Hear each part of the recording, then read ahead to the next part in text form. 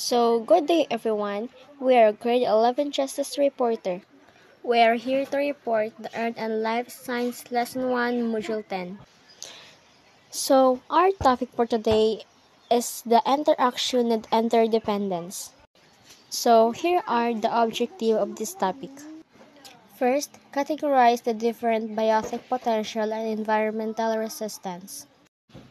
Example, the diseases, availability of food, and the predators that affect the population explosion. And the second one is identify the biotic factors. Third, categorize biotic potential and environmental resistance that affect our population growth. So, let's start. Every living thing relies upon one another and their environmental, no living creator that could make do all alone without relying upon different living beings. And this environment, interaction, and interdependence are two important relationships in the nature. So, ecology is the branch of the biology that deals with the study of this relationship of interaction and interdependence between living things and their environment. The area are wherein living things associate with each other and with their environments is known as the ecosystem. Association among species help to shape the ecosystem. Biotic potential and environmental resistance.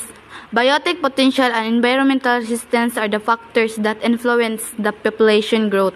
Biotic potential is the rate at which life forms reduce when they have perfect conditions that would advance effective generation. It is likewise characterized as capacity of a population of a specific to propagate under perfect conditions. For example, adequate food and water supply, no disease suitable habitat, and no predators. The black potential among creatures change from species to space. The following factors determine biotic potential. First is numbers of offspring per production.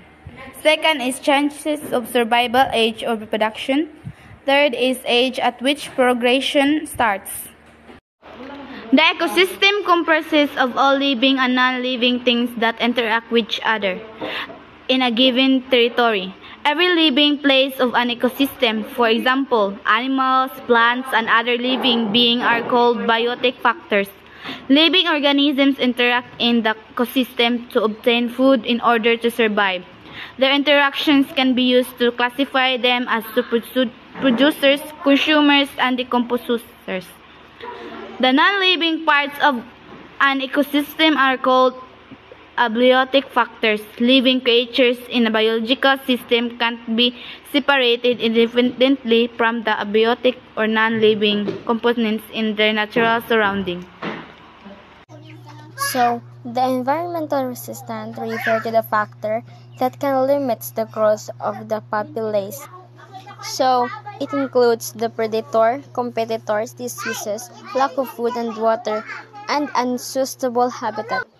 The biotic potentials and environmental resistance influence the carrying capacity, which is then defined as the maximum number of individuals that an ecosystem can support.